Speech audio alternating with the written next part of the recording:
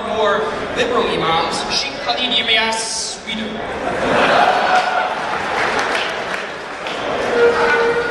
It has come to my attention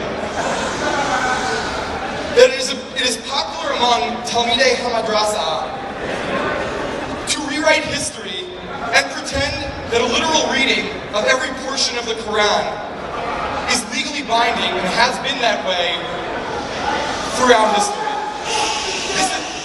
This is simply untrue. While this dangerous fallacy has ramifications across the spectrum, for example, in regards to women being required to cover everything but their eyes, while this is an important issue, it is an issue of erva, and it's not what we are dealing with right now. What we are here to discuss is the treatment of our women.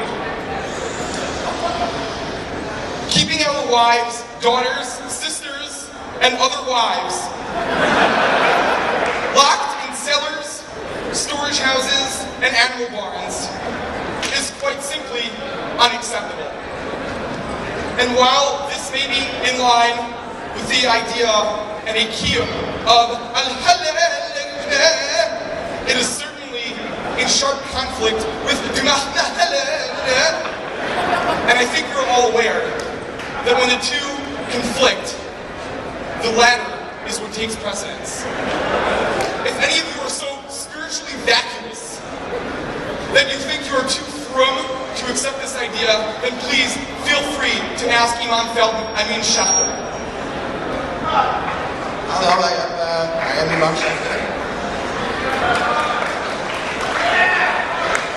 I think that somebody like this, you can call him an infidel. Call him an infidel.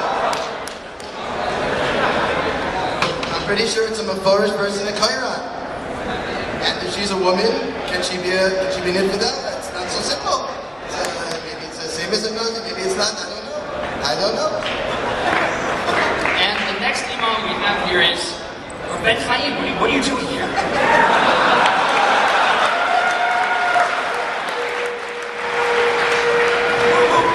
Moving on. The next office we have here houses one of the newest additions to our university, the CMF, Center for Muslim Futility. While no one knows exactly why this division exists, there are some programs which are helpful to our students. Firstly, we try to be a sterling example for other Muslims and run international trips during winter break. You know, some of the most ridiculous places in the world. Kazakhstan, Uzbekistan, Turkmenistan, Kamchatka, and other places from risk. Basically, locations with great photo opportunities for our website. Why do you have to travel so far around the world? Can't you help fellow Muslims in your own community? Yes. But our students need to pad their resumes for medical school. I see you have separate male and female campuses. Do the students ever get to mingle in order to meet their potential spouse? Very glad you asked. Well, there's really no need for that. The CMF runs a program that pairs up eligible young ladies with their suitable male counterparts. Is this a hard process? I've heard there are more ladies than men out there. Are you kidding? This department is booming. When each man can marry 3 women, there's no crisis whatsoever. Hint. Plus, with one wife in each of the 3 therapies, young men are able to sit and learn in the madrasa, fully supported for as long as they desire. Are you kidding? Now, back at YU West.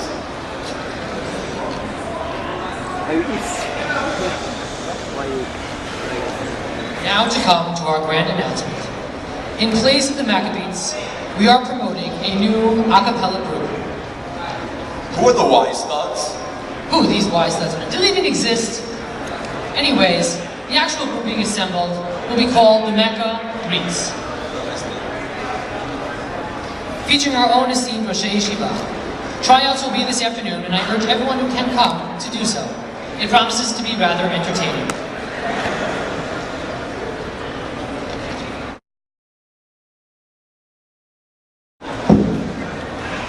Welcome to tonight's competition. Once again, I urge our viewers to watch something else. Our president Joel was supposed to host this, but unfortunately his job is not in jeopardy. Before we begin, Rabbi Reese, the George Foreman Grill Dean of Reeds, will share with us something Chizuk with Yisora Rus. Rabbi Reese.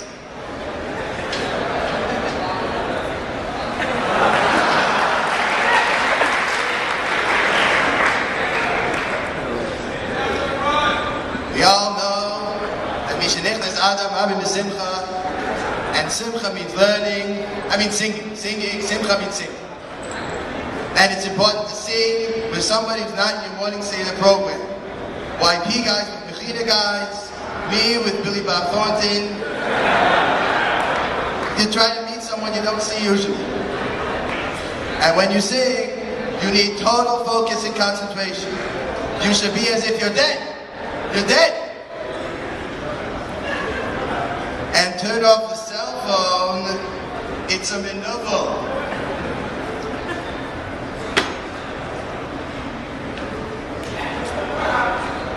Once upon a time, I used to sing too.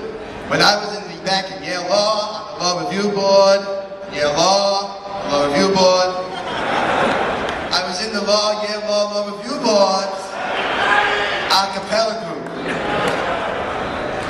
I was on the a cappella group in Yale Law Review Board Law School singing group. But then the women came and they joined the board, they joined the a cappella group. So I had to leave. It's Kolish, I had to leave the group. But actually one of them turned out to be, she was an aguna, and later on I was zocha to save her from a recalcitrant husband. Baruch Chasdei Hashem, I just in a cappella group. Anyway, singing is very important, and learning is very important. Singing and learning, singing in Yale Law, and learning in Yale Law, and singing is very important, but the Rosh Yeshiva in Reeds, the Rabbi Isaac of Chanan Theological Seminary Reeds, Yeshiva Spiritual Chanan, then you'll sing better, because the learning improves the singing. And we're going to move on to the singing. Thank you, Rabbi Reese. And now welcome to the continuation of the Maccabees tryouts. For the first round of the tryouts, we will need to determine that you are fit to represent YU. Therefore, we will be testing your basic knowledge of YU and the outside world. For those of you who are here for less than an hour a day, and you know who you are, the YU trivia will undoubtedly be challenging. For others, general knowledge questions may prove difficult, especially for those of you with no college education, or worse, a yeshiva college education. But don't worry, you won't be put up against the honors program or even the psych guys. We found for you rather easy competition. Let's begin.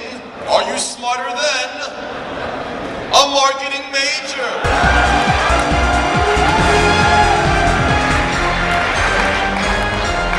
This just in. We wanted actual marketing majors to play, but we couldn't find any that speak English. We'll have to bring people from YU staff and faculty, lo aleinu, to compete against you instead.